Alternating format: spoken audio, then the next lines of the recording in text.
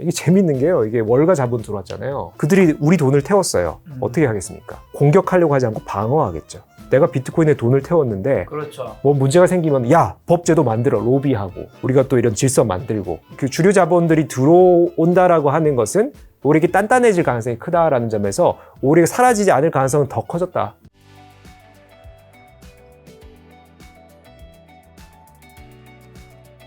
자, 그러면 이제 가장 궁금한, 저도 조금 투자한 비트코인 여쭤볼 수밖에 없는데, 비트코인 지구 어디서든 이제 지정학적 리스크로부터 지켜줄 자산이 된다고 많은 분들이 좀 주장했는데, 그런 자산이 진짜 됐는지, 전쟁 상황에서 존재감을 드러냈나요? 실제 전쟁 때는 안 오른 것 같긴 한데. 전쟁 때 뭐 일단 용도는 있었죠. 뭐 예를 들면 러우 전쟁 때 우크라이나의 그 전쟁 난민들이 이게 뭐 좀 현금을 좀 가지고 뭐 폴란드로 넘어가야 되는데 이거를 이제 현금을 가지고 가면은 다 군 자금으로 다 이렇게 압수를 당하니까 비트코인으로 쏴서 보내는 거예요. 실제로 그 전쟁 초기에 이제 몇 주 기간 동안 비트코인 전송량이 급증하기도 했습니다. 이런 용도가 좀 입증되긴 했죠.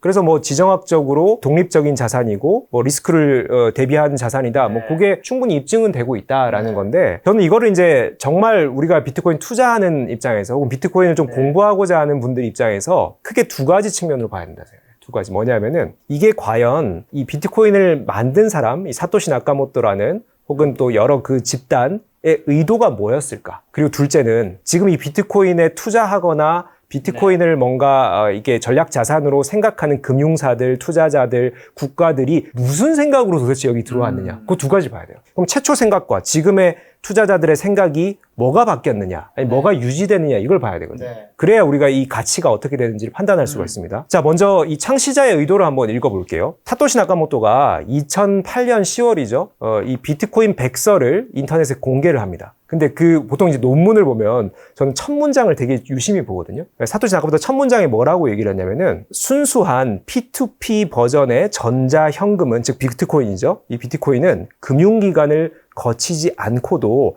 온라인 결제를 한 당사자에서 다른 당사자로 직접 개인 간 전송을 할 수 있습니다. 이게 첫 문장이에요.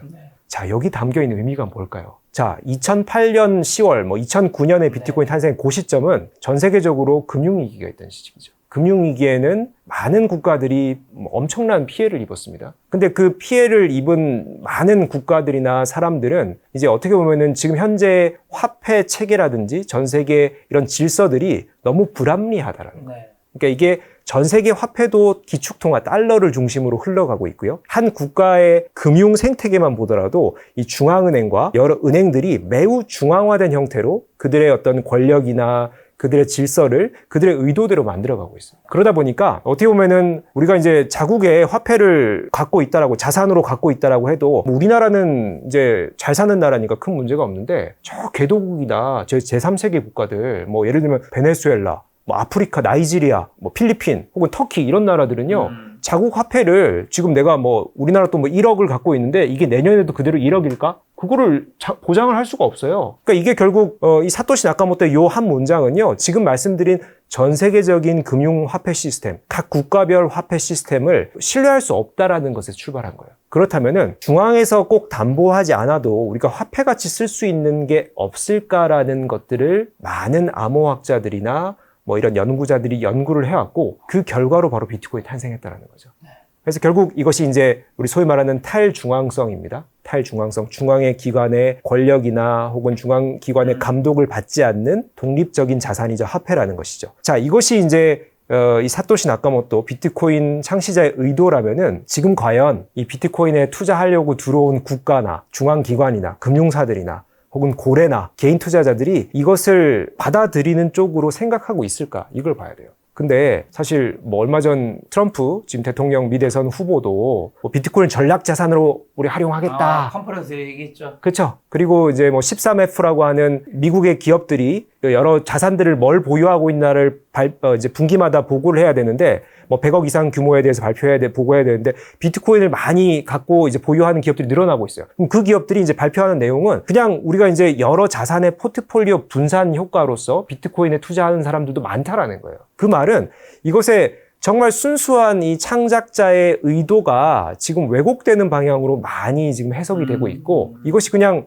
사람들이 인정하고 15년간 없어지지 않는 자산이기 때문에 우리가 이것을 앞으로 어떤 방향으로 흘러갈지 모르지만은 뭐 채권, 주식, 뭐 금 이런 여러 자산 분류 중에 분산 투자하는 차원에서 비트코인을 보고 있다라는 투자자들이 있다라는 거죠. 그 말은 이게 막 섞여 있다라는 거죠. 그래서 제가 앞서 잠깐 말씀드린 정체성 혼란이라는 것은 이 창시자의 의도가 담기지 않고 여러 투자자들의 의도가 막 좀 섞여 있어서 이게 지금 어느 형태로 정체성을 자리를 잡을지를 좀 우리가 좀 몇 년간 좀 지켜봐야 되는 시기다.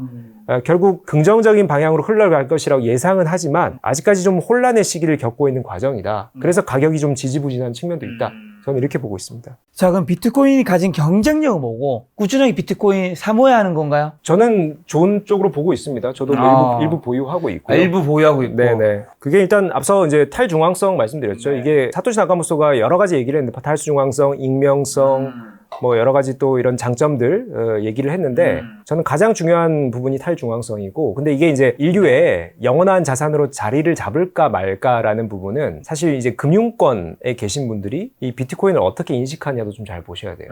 사실 요즘 뭐 비트코인 관련해서 뭐 여러 기업분들과 얘기를 나누다 보면요, 가장 부정적인 인식을 갖고 있는 집단이 여의도에 계신 분들이에요. 왜냐하면 자기들이 공부해왔던 경제학이나 금융 원리로는 이해가 안 되는 거예요. 이게 어떻게 화폐냐? 이게 어떻게 자산이냐? 뭐 눈에 보이지도 않는데 뭐 이런 얘기를 하시는 거죠. 근데 이제 결국 그들이 금융이나 경제의 전문가일진 몰라도 이것은 비트코인 새로운 현상이거든요. 기존 금융과 경제 역사가 학문적으로 오래됐다. 지금 이런 시스템들이 몇십 년, 몇백 년 이렇게 이어져 왔다라고 하더라도 완전히 새로운 현상을 기존의 체계로 해석하지 못할 수 있습니다. 오리너구리 같은 거죠. 호주에 오리너구리 이상한 주둥이 튀어나와 있는, 이게 포유류도 아니고 조류도 아닌 게 발견이 됐는데 이게 이제 사람들이 안 믿는 거예요. 그래서 오리너구리를 잡아다가 이렇게 보여줄 수도 없고, 이제 해외 유명 그 동물학자들이 오리너구리를 못 믿는다 했더니 호주의 그 동물학자들이 오리너구리를 잡아가지고 박제를 해가지고 가서 보여줬어요. 이거 사기 아니냐, 이 조작한 거 아니냐, 이렇게 여기까지 얘기를 했었는데 조류라고 그리고 포유류라고 이렇게 구분을 딱 지어 놓으니까 그 사이에 있는 애매한 새로운 현상이 생기면은 받아들이지 못하는 거예요. 저는 지금 금융권에 계신 분들이 이 비트코인의 부정적인 생각들을 많이 아직까지 갖고 계신 게 바로 기존 이론이나 학문으로는 분류할 수 없는 새로운 현상이다. 결국 이것이 이제 어떻게 자리를 잡아가느냐에서 중요한 또 하나의 그 울타리를 넘어가야 되는 근데 상황이라고 미국에서 있습니다. 증권거래위원회에서 어쨌든 ETF까지 선정했잖아요. 맞습니다. 그거는 굉장히 뭐 상징적이고, 그렇죠. 어쨌든 이제 많은 분들이 이제 제도권으로 들어왔다고 얘기하신 분도 있잖아요. 맞습니다. 그래서 국내 금융사들은 아직까지 좀 마음이 닫혀 있다라고 저는 보고요. 미국이 그런 변화에 적응 속도가 빠르죠. 미국 SEC 증권거래위원회가 올해 1월이었나요? 11개 그 자산운용사 대상으로 비트코인 현물 ETF 상품 승인했습니다. 저는 그 사건을 일대의 특이점 트리거라고 봐요. 뭐냐면 말씀하신 대로 이 월가에서 이제 받아들이기 시작하고, 이거 이제 자산 중에 하나다. 그리고 비트코인 지금 얼마 전 제가 통계 보니까 금이 전 세계 시가총액 1위고 한 7위권 정도 은을 제치기도 했더라고요. 그 정도 올라왔다라는 것은 이제 부호들의 돈이 들어온다라는 거예요. 그리고 전문 금융기관의 돈이 들어오고 국가적 자산이 들어오고 뭐 이런 측면들의 이제 문이 하나씩 열리기 시작하는 거예요. 그럼 이제 국내 금융사들은 좀 이런 인식 그 변화 속도가 좀 더딘데 분명히 이제 열리는 순간이 있을 겁니다. 그래서 결국은 울타리가 지금 하나 둘 열렸다면은 앞으로 더 열릴 일이 많지 더 닫힐 일이 적다라는 측면에서 저는 이것이 시장 수용성이 점점 커질 것이다 보는 거죠. 네. 근데 그런 비트코인 최근에 크게 조정받은 이유는 뭐죠? 1억 돌파했다가 7천만 원대까지 갔다가 다행히 지금 8,050만 원 근처예요. 그래서 사실 비트코인 가격이 올해 급등할 것이라고 예상하신 분이 많죠. 맞습니다. 사석에서 사실 저는 김상희 교수의 친분이 좀 있는데 저는 몇 달 전에 만났을 때 그때가 한 9천이었네 1억이었어 비트코인이. 저 비트코인 몇 개 가지고 있어요? 여쭤보니까 김 작가 그럼 더 오를 거야. 기억나시죠? 네네네.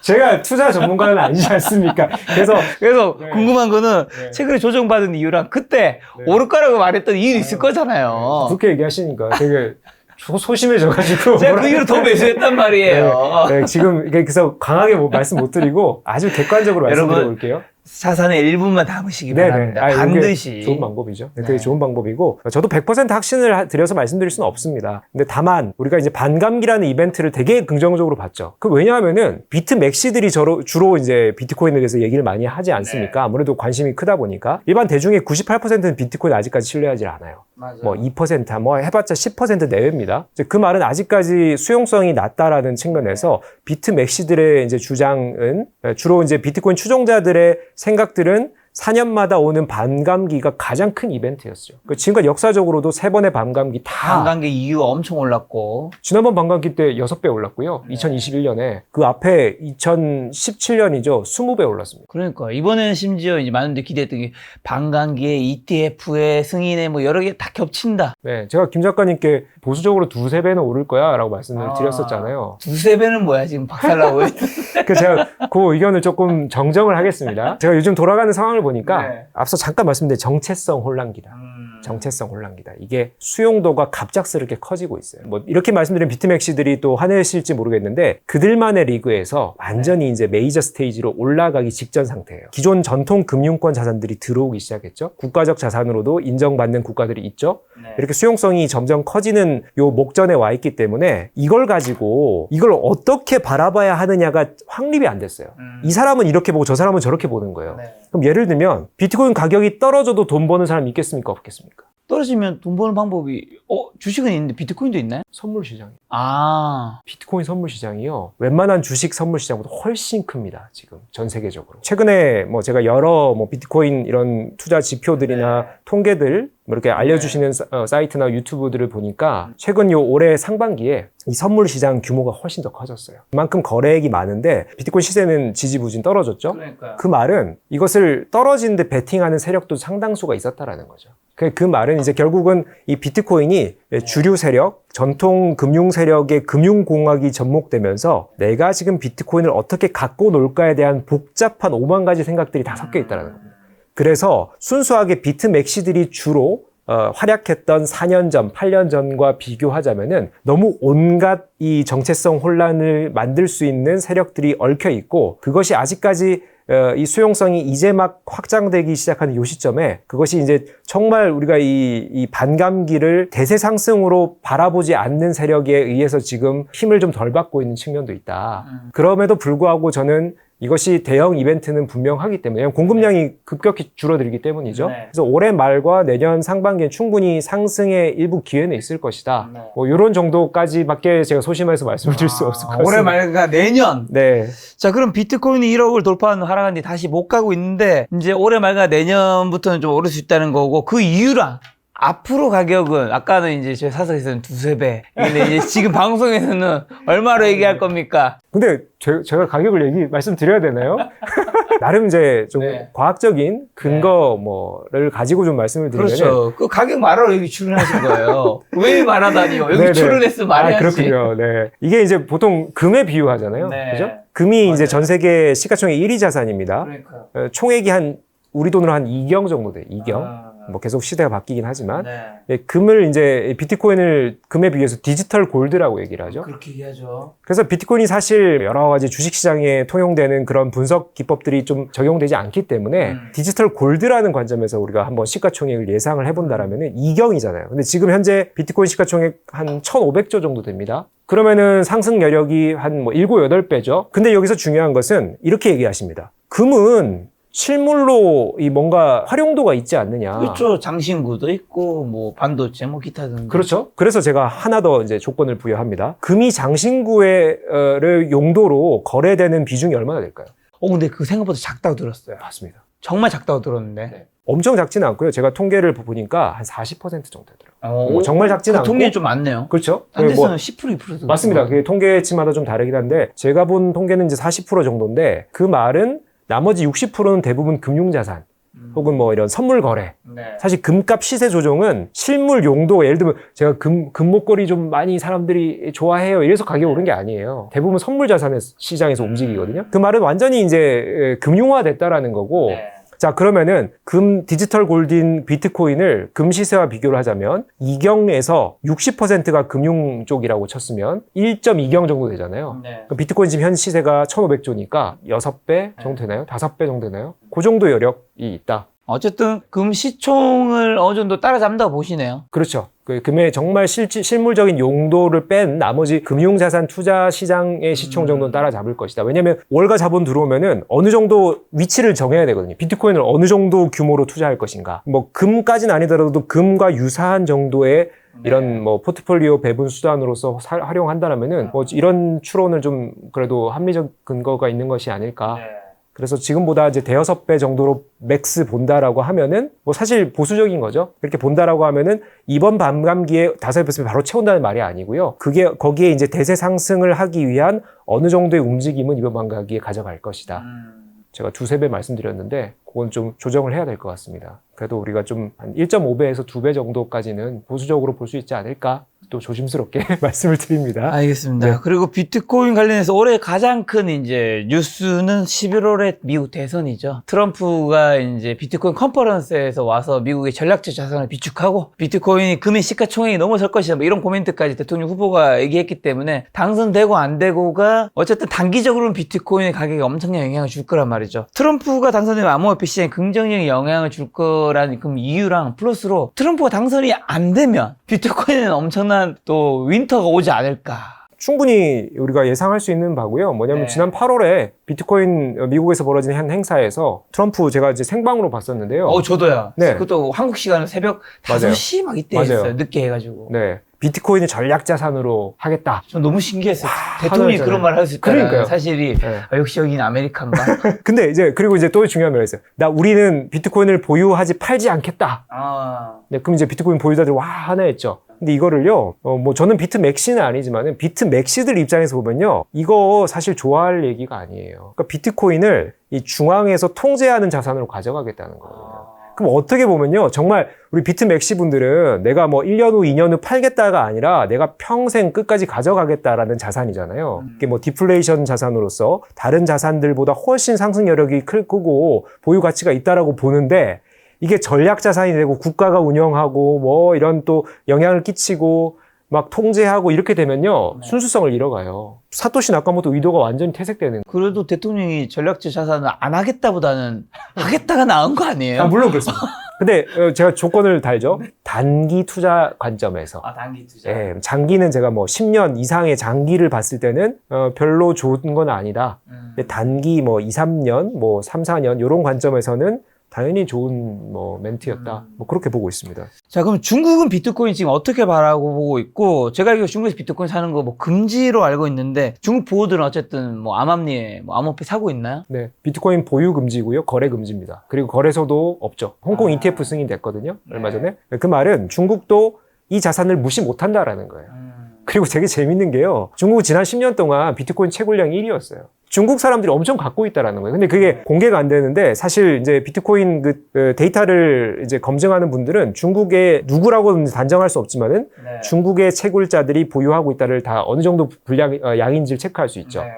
그 말은 결국은 중국의 부호들 그리고 이제 기업들이 이 비트코인을 이 정치나 사회 체제의 불확실성에 대해서 탈출하는 수단으로서 활용할 가능성이 당연히 많은 전문가들에서 얘기가 되고 있고, 저도 이제 그렇게 보고 있습니다. 그 말은 중국이 이거를 애써 외면할 수 없을 것이다.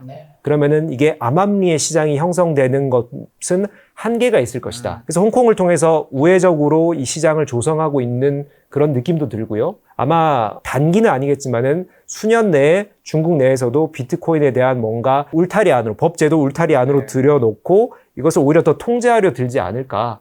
그렇다면 이제 비트코인 투자자분들에게는 수요가 늘어나니까 오히려 호재라고 할 수는 있겠죠. 자, 근데 그런 비트코인 세상에서 사라질 뻔했던 세 번의 사건이 있다고요? 그게 뭐 간략히 뭐고 앞으로 온 가능성은요? 뭐 다들 잘 아는 사건들입니다. 아시는 2014년 일본 비트코인 거래소죠. 마운트 곡스 해킹 사건 있었고요. 2022년 우리 테라루나 파산 사태 있었고요. 또 같은 해죠. 11월 FTX 미국 거래소 파산 사태 있었습니다. 그럼 암호화폐에 대한 불신이지 비트코인이 사라질 뻔한 건 아니지 않나요? 이게 이제 저는 어떻게 보냐면은 많이 보면 98% 좀 적게 봐도 뭐 80%, 90%가 비트코인을 불신하고 있어요. 그러니까 이게 내가 자산으로 선택하지도 않고, 이거 뭐야, 폰지 사기 아니야? 데이터 쪼가리 아니야? 이렇게 보는 시선이 80에서 90%거든요. 그 말은 만약에 FTX 파산 사태든 혹은 뭐 마운트 곡스든 테라 루나든 이게 훨씬 더 이게 뭐 금융위기처럼 만약에 번졌다라고 하면은 이 나머지 8, 90% 사람들이 완전히 비트코인에 대해서 등을 졌을 수도 있었다라는 거죠.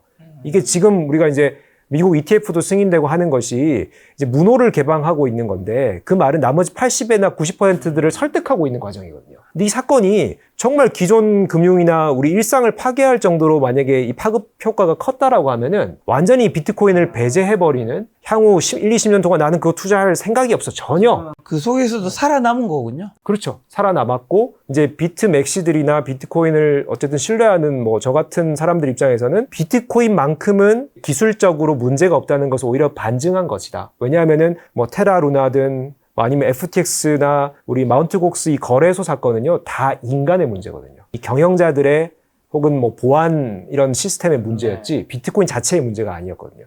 그래서 이거를 입증한다라는 차원에서 우리가 이제 나머지 80%를 설득할 수 있는 근거가 되지만은 만약에 너무 이게 사태가 커졌다라면은 80%를 설득조차 못하는 상황으로 갈 수도 있었다. 저는 그렇게 보고 그럼 있었습니다. 앞으로는 비트코인이 사라질 가능성은 별로 없다고 보시는 입장? 이런 이벤트가 또 안 벌어질이라는 보장은 없죠. 근데 제도권에 들어왔잖아요. 이게 재밌는 게요. 이게 월가 자본 들어왔잖아요. 그들이 우리 돈을 태웠어요. 어떻게 하겠습니까? 공격하려고 하지 않고 방어하겠죠. 내가 비트코인에 돈을 태웠는데 그렇죠. 뭐 문제가 생기면 야 법제도 만들어 로비하고 우리가 또 이런 질서 만들고 그러니까 결국 이런 월가 자본 이제 그 주류 자본들이 들어온다라고 하는 것은 우리에게 단단해질 가능성이 크다라는 점에서 우리가 사라지지 않을 가능성은 더 커졌다. 저는 그렇게 보고 있죠. 네. 자, 그럼 전 세계 암호화폐는 뭐 어느 정도나 몇 종류가 있고 최후에 살아남는 암호화폐는 뭐가 될지, 코인 투자하는 전문가분들은 비트코인과 이더리움 이 두 개는 영원히 사라지지 않을 것, 이런 코멘트도 많이 하는데 비트코인이 뭐 다른 대표 코인으로 대체될 가능성은 없는지. 네, 결론은 없고요. 지금 현재 알트코인 숫자를 셀 수도 없어요. 우리나라 국내 거래소에만 등록된 것만 해도 수천 개라고 알고 있고요. 전 세계의 알트코인 아마 다 합치면 우리가 이름도 모를 만한 게 뭐 몇천 개, 뭐 만 개 넘어갈 수도 있습니다. 뭐 그거는 이제 숫자를 셀 필요도 없는데 이제 딱 그 알트코인과 비트코인 두 개를 이제 알트코인은 뭐 수만 개지만 비트코인 놓고 딱 비교를 하자면요. 비트코인은요. 주창자도 사라졌죠? 없죠? 거기다가 의도가 담겨 있지도 않습니다. 그리고 어떤 프로젝트나 목적성이 없어요. 그냥 단순 사회의 화폐 실험이에요. 이게 정말 화폐처럼 이게 사토시 나카모토는 이거를 이제 일렉트로닉 캐시라고 했거든요. 전자 현금이죠. 그러니까 이걸 실험하는 거예요. 그래서 그 사토시 나카모토가 이 비트코인을 채굴하기 직전에 그 당시 SNS에 뭐라고 남겼냐면은 만약에 이 비트코인이 세상에 보급돼서 사람들이 이걸 나눠 가지는 순간 이것은 앞으로 돌에 새겨질 정도로 강력하게 지켜질 것이다. 뭐 이런 얘기를 했어요. 그 말이 이제 그의 탄탄한 이 기술 논리는 완벽하다라는 것이죠. 근데 나머지 알트코인들은요, 의도가 담겨 있습니다. 알트코인 여러분들 투자 어떻게 하시나요? 그냥 이름 좋아서 투자하시는 분들도 있고, 이거 정말 위험합니다. 거기다가 알트코인 백서 봅니다. 뭐 그래도 좀 공부를 하시는 분들이죠. 근데 특정 알트코인의 이 백서를 보면요, 앞으로 뭐 어떻게 하겠다, 이거 가지고 어떤 용도로 쓰겠다, 이걸로 어떤 투자를 받겠다, 뭐 이런 것들 담겨 있거든요. 근데 이게 다 미래에 대한 얘기라는 거예요. 이 코인이 제대로 자리 잡고 그 비즈니스가 돌아가야지만 실현이 되는 거거든요. 이것 가지고 이제 현혹이 되는 거죠. 그래서 우리 소위 주식시장, IPO 시장과 이 ICO, 코인 이 시장과도 완전히 이 신뢰도고 차원이 다르다. 그런 점에서 알트코인이 비트코인을 대체한다? 저는 99.9% 불가능하다라고 보고요. 이런 뭐 만약에 알트코인이 비트코인 대체하려면은 조개 껍데기 같은 이런 시련을 또 겪어야죠. 비트코인도 그 시련 겪었지 않습니까? 처음에 뭐 피자 한 판 주문하고 무슨 뭐 암거래 뭐 마약 거래에 활용되고 0.001달러에 막 비트코인 하나 두 개가 왔다 갔다 하고 이런 정말 암흑의 시기를 뭐 10몇 년간 거치고 신뢰를 확보하고 자리를 잡아서 지금 이렇게 됐는데 알트코인도 똑같은 시기 그런 과정을 거쳐야 사회적인 이런 신뢰를 얻을 것이다. 그런 점에서 거의 불가능하다라고 봅니다. 혹시나 이 영상 보고 또 비트코인에 자기 자산에 굉장히 많은 부분을 실으려고 하는 분들에게 투자 조언 한마디 주신다면요? 네, 아까 제가 단어 딱 분명히 집어 말씀드려요. 정체성 혼란기다. 즉 제가 드린 아주 긍정적인 비트코인의 미래의 모습들은 이것이 정체성이 이 창시자의 의도대로 사이에 자리 잡았을 때 나머지 80%가 비트코인 인정했을 때 발현되는 거고요. 아직까지 혼란기예요. 그래서 100%는 아닙니다. 그래서 절대로 너무 뭐 몰빵 투자하신다든지 절대 안 됩니다. 그래서 정말 예를 들면 주식시장으로 치면은 내가 5년, 10년 묵혀둘 주식에 투자하고 있다. 네. 그런 정도의 느낌으로 비트코인도 투자하시는 것이 맞다라는 말씀 분명히 드리겠습니다. 네. 제가 이번에 이제 머니트렌드 2025라는 책을 출간했는데 거기에 이제 마지막 에필로그에서 적었던 문장이 있는데 교수님한테도 한번 확인 받고 싶은 게 투자는 여러분이 일하고 있는 분야에서 잘하는 영역에 할 수도 있지만 잘하지 못하는 영역에 할 수도 있습니다. 저 같은 경우 자산의 일부를 활용해 테슬라 주식을 사고 비트코인에 투자했습니다. 위험 자산에 투자하는 저를 보면 엄청난 수익을 바라는 투자라고 생각하실 수도 있는데 그것보다 제가 하는 일이 자율주행 및 코인과 전혀 관련이 없기 때문이었습니다. 시대의 흐름은 자율주행과 코인으로 어느 정도 가고 있지만 제 전문성은 다른 분야이기에 적어도 내가 노동으로 번 돈 중에 일부는 그쪽으로 보내서 돈이 저 대신 일하게 만들어야겠다고 생각했습니다. 그게 투자의 또 진정한 의미 중 하나일 테니까요. 저는 그런 마음으로 크지 않은 비중에서 제가 그게 다 잃어도 이제 제 삶에는 큰 문제가 없는 비중을 실었거든요. 그래서 저는 시청자분들도 가끔씩 이제 뭐 코인이든 뭐 테슬라든 다른 종목이든 투자할 때 뭔가 확신이 생겨서 올인하는 경우들이 있잖아요. 네. 근데 저는 세상에 무조건은 없다고 생각하거든요. 무조건은 유튜브 썸네일에 늘 있는 거고. 근데 그게 하나가 잘못되면 내 모든 게 사실 모든 돈이 날아간다는 건 그냥 내가 지금까지 살아왔던 세월이 다 날아간다랑 비슷한 건데 그런 리스크가 너무 위험한 선택을 굳이 할 필요가 있나. 하지만 내가 모르는 영역이 세상이 바뀌고 있다면 그 영역에 내 돈을 어느 정도 보내는 것도 좀 필요하지 않을까. 뭐 비트코인 세상이 된다. 아니면 뭐 자율주행 세상이 된다. 그렇다고 해서 우리 모두가 자율주행에 뛰어들 수는 없잖아요. 그렇죠. 네, 아주 좋은 그 투자 관점이시고요. 종목과 결혼하지 마라 이런 얘기 하잖아요. 맞습니다. 네, 뭐 아무리 내가 판단했을 때 아니 전문가들 얘기를 들었을 때 이 종목 너무 좋아해도 맞습니다. 결혼하시면 안 됩니다. 평생 결혼을 약속한 사람과도 돌아오는 네, 경우가 아니면 결혼하셨다 빨리 이혼하실 수도 있다라는 걸. 네, 그리고 또 한 가지는 아까 좋은 포인트 지적해 주셨는데 저는 이제 특이점 시대라고 얘기를 하잖아요. 뭐 AI 특이점, 뭐 비트코인 특이점, 공간 컴퓨팅 특이점 이게 정말 거대한 변화라는 거예요. 우리 예측을 못합니다. 전문가들조차 세상이 어떻게 이 기술들을 받아들일지를 예측을 못하는데 변화는 무조건 거대하게 진행되고 있다는 거죠. 그 말은 내가 지금 잘 알고 익숙한 분야 외의 변화들이 엄청 더 클 수 있다는 거죠. 그래서 정말 중요한 포인트인 게 내가 익숙하지 않아도 이게 세상을 바꿀 거대한 특이점이라는 것이 확신을 할 수 있는 분야라면은 우리가 좀 투자하는 것이 세상을 다양하게 인정하는 그런 방법, 그렇죠. 수용하는 교수님이 오늘 책에서 말씀하신 엑스트로피 세 가지 미래를 이끄는 기술이 비트코인과 AI와 공간 컴퓨터 기술인데 사실 이 영상 보는 사람 중에서 한 5%도 이 세 가지 기술과는 관련 있는 사람이 아닐 거란 말이죠. 95%는 아예 관련이 없는 삶을 살고 있을 거예요. 근데 시대가 글로 어느 정도 가는데 나는 전혀 다른 거를 그러니까 일상생활은 살 수 있는데 투자는 어느 정도 약간 좀 하는 것도 좀 필요하지 아니면 자칫 잘못하면 우리가 벼락부자 벼락거지라는 말이 나온 것처럼 내가 시대에 너무 뒤처질 수도 있지 않을까. 그렇죠. 네. 시대에 뒤처진다라고 하는 것이 기회를 잃는 거거든요. 맞습니다. 네. 그래서 투자만큼은 조금 이렇게 좀 여러 시대 변화를 또 다양하게 고려하시는 것도 상당히 좋은 지금 시기다. 네. 네, 그렇게 봅니다. 네.